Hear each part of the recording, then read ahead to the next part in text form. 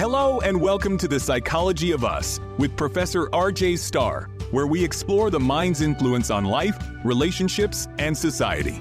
RJ Starr is an existential psychologist, professor, and author dedicated to exploring the core challenges of human existence, how we find meaning, embrace responsibility, and navigate life's challenges. Known for a thought-provoking yet accessible approach, RJ inspires listeners to cultivate self-awareness, emotional intelligence, authenticity, and purpose.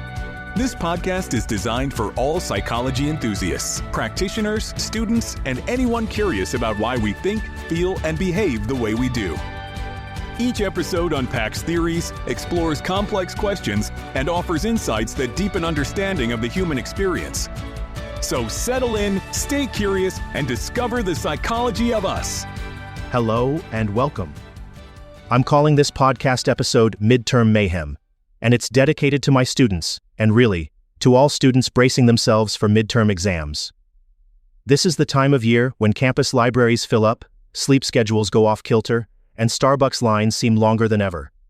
Whether you're taking your very first set of midterms or feeling like a seasoned pro, this period can still feel daunting, and that's exactly why I wanted to speak to you today. Midterms aren't just about remembering facts or writing cohesive essays. They often bring a wave of emotional ups and downs. Students have shared with me those moments of anxiety that strike when you realize you might not have studied enough, or the sudden panic that sets in when everything you've memorized feels like it's vanished from your mind. I've been there myself, staring at a review packet late into the night, wondering if I'd overlooked an entire chapter or two. And even though I'm now a professor, those experiences stick with me and remind me just how intense this stretch of the semester can be. In this episode, I want to blend a bit of psychology with a lot of empathy, discussing not just how to study, but also how to take care of yourself mentally and emotionally in the process.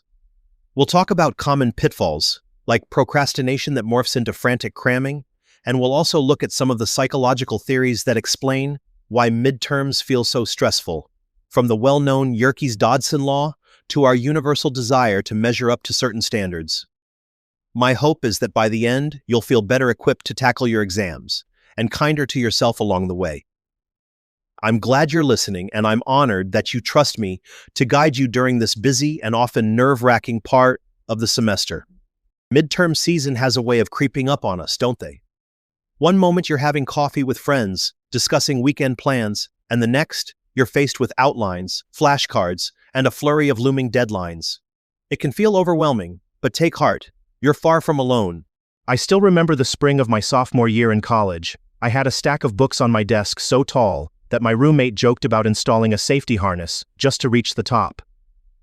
I was juggling a group presentation in social psychology, an organic chemistry exam, and a paper on Renaissance art. My mind kept racing with thoughts like, what if I fail? What if I let everyone down? The anxiety felt tangible, like a knot in the pit of my stomach. That period was an eye-opener about the ways stress can shape our ability to focus and perform. In psychology, there's a classic concept known as the Yerkes-Dodson law. It proposes that a moderate level of arousal or stress can actually enhance performance. Picture a mild sense of urgency that keeps you alert, focused, and motivated. In their seminal study from 1908, researchers Robert Yerkes and John Dodson found that mice performed tasks most effectively under moderate shock conditions. Too little stimulation led to complacency, while too much caused the mice to freeze. This phenomenon often appears as an inverted U-curve, illustrating that a sweet spot of stress can be beneficial, but once it climbs past that threshold, performance tends to fall off sharply. If you've ever found yourself staring blankly at a study guide, unable to process new information because your mind is spinning with worries, you've experienced that tipping point firsthand. It's a reminder that while a bit of stress can sharpen your focus, overwhelming anxiety can quickly derail your best efforts. Part of what makes midterms so challenging is the sense of having multiple responsibilities that all seem equally urgent. You might have a major exam in statistics on Tuesday, a lab report due Wednesday, and a literature paper deadline on Friday. There's hardly time to breathe, let alone sleep, and it's easy to see how stress escalates. Many students also wrestle with perfectionism, worrying that if they don't achieve a certain grade, It undermines their entire sense of competence. The internal pressure can be just as intense as external expectations from professors or family members. When I think back to that hectic sophomore year, one of the best decisions I made was to step away from my books for a moment and reevaluate how I was managing my workload. I realized I was bouncing between subjects without a real plan. I'd read a few pages of chemistry, then jumped to my art paper for half an hour, then returned to statistics, opened the fridge, and before I knew it, the evening was gone.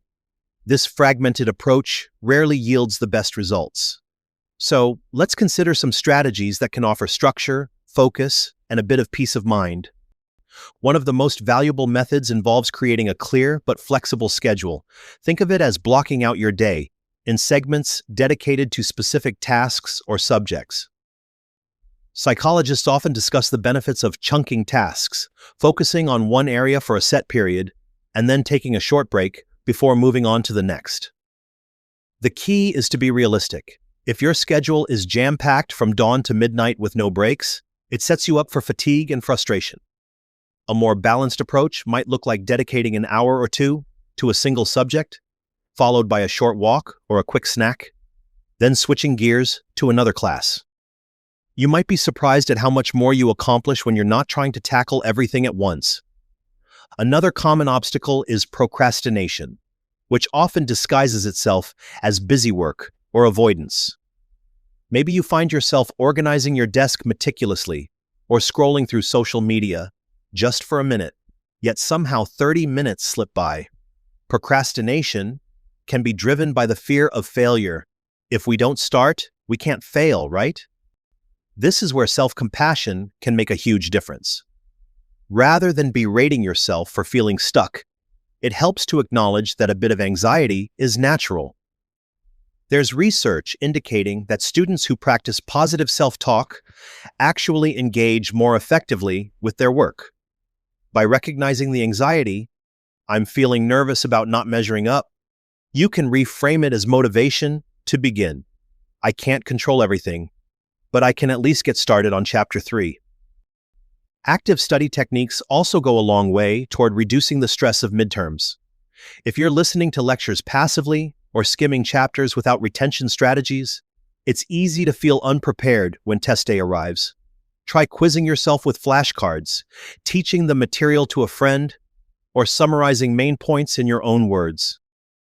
There's a wealth of cognitive psychology research showing that active retrieval practice strengthens memory.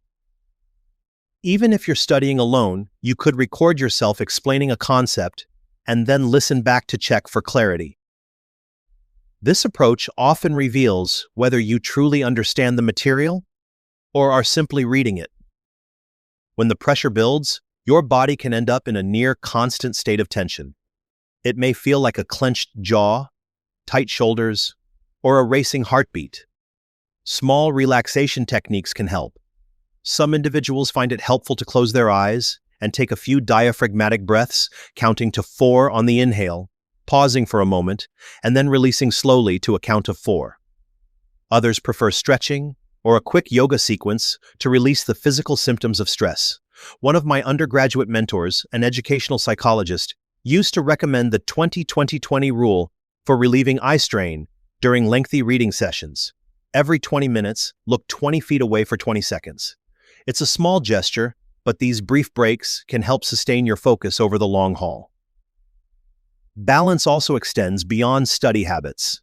If you can manage at least short bursts of physical exercise, whether it's a brisk walk, a quick gym session, or a 5-minute dance break in your dorm room, you'll likely notice a difference in your mood and mental clarity. Research consistently points to exercise as a mood booster, partly because it releases endorphins. Even on the busiest days, a bit of movement can reset your mental state and make returning to your notes more productive. Sleep is another critical piece of the puzzle. It's tempting, and often celebrated in pop culture media, to pull all-nighters during midterms, especially when you feel behind. But from a cognitive standpoint, consistent lack of sleep undermines both memory consolidation and problem-solving abilities. I remember a case study my academic advisor once shared about a group of students who were tracked over a week of exams. Those who stuck to at least 6 or 7 hours of sleep each night performed better on tests that required critical thinking compared to those who functioned on minimal sleep. Even though it felt counterintuitive to them to stop studying earlier, their brains were better able to absorb and recall information with proper rest. One of the most reassuring aspects of academic life is that many institutions have resources dedicated to supporting you during high-stress periods. Depending on your university, there might be writing labs where you can get feedback on your papers or peer tutoring services that cover various subjects. Sometimes, simply having a conversation with a teaching assistant about a tricky course concept can ease the anxiety that comes from feeling lost. If you worry about time management, consider exploring any workshops or seminars on effective study techniques. You're not alone on this journey, and connecting with others who have navigated or are currently navigating similar challenges can alleviate the sense of isolation. At this juncture, I'd like to highlight a common question that many students bring up around midterms. How do I handle the fear that I'm just not studying the right way? There isn't a one-size-fits-all approach. Some students thrive in group study sessions, where they can bounce ideas off one another, while others prefer solitude to focus without distraction. The key is to experiment thoughtfully and observe what genuinely helps you absorb the material. One student I knew tested various methods during a less intense time in the semester. She discovered that summarizing her lecture notes into mind maps worked wonders for classes heavy on theory, whereas for quantitative courses, practice problems were essential. By the time midterms came around, she had a clearer sense of what strategies felt most effective. It's also important to remember that exam grades, while significant, are not the total measure of your abilities or your worth. Sometimes, stepping away from your immediate concerns to engage with something you genuinely enjoy can serve as a powerful reset. I often recommend the simple act of having a good meal with a friend, listening to music that you find uplifting, or reading a short story purely for pleasure. These little moments of enjoyment remind you that life is about more than your to-do list. It might feel counterintuitive to spend time on leisure when deadlines loom, yet a bit of replenishment can sharpen your focus and help you approach your studies with renewed energy. If you find your mind racing with worries about the future, about grades, about letting yourself or others down, try to notice these thoughts without judgment. Acknowledging your stress, rather than trying to suppress it, often lessens its intensity. Some people write in a journal for a few minutes, jotting down the anxious thoughts, and then stepping back to see patterns or recurring themes.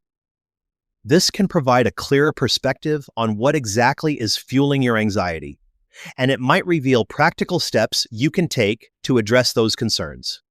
When I look back on my own midterm experiences, what stands out most is how I grew more confident each time I learned to handle stress effectively. There's something empowering about realizing that your mindset and your methods, things you can actually control, play a substantial role in your academic journey. Stress will be there, but it doesn't have to dominate. You can develop strategies and habits that allow you to navigate these challenges with resilience. Before we wrap up, I'd love for you to consider one small action you could take today. Maybe it's setting up a short study schedule for tomorrow, or reaching out to a classmate for a joint review session, or simply making sure you get to bed at a decent hour. Any one of these seemingly modest steps can have a profound impact on your stress level and your sense of preparedness. Thank you for spending this time with me. Midterm season can feel like a maze, but you have more tools at your disposal than you might realize. Even a bit of planning, self-awareness, and self-compassion can lighten that heavy load. Here's wishing you clarity, confidence, and a steady pace as you tackle your next exam. You got this. That wraps up this episode of The Psychology of Us with Professor RJ Starr. Each conversation is a step toward greater understanding of ourselves, each other, and the forces that shape human behavior. Listeners are invited to continue the conversation by sharing their thoughts, questions, and topic suggestions at profrjstarr@outlook.com. Every message helps shape future episodes, ensuring the discussions remain relevant, thought-provoking, and meaningful. For those who find value in these explorations, Subscribing and leaving a review is a great way to support the podcast and bring these insights to a wider audience. Until next time, stay curious, stay thoughtful, and keep exploring the psychology of us.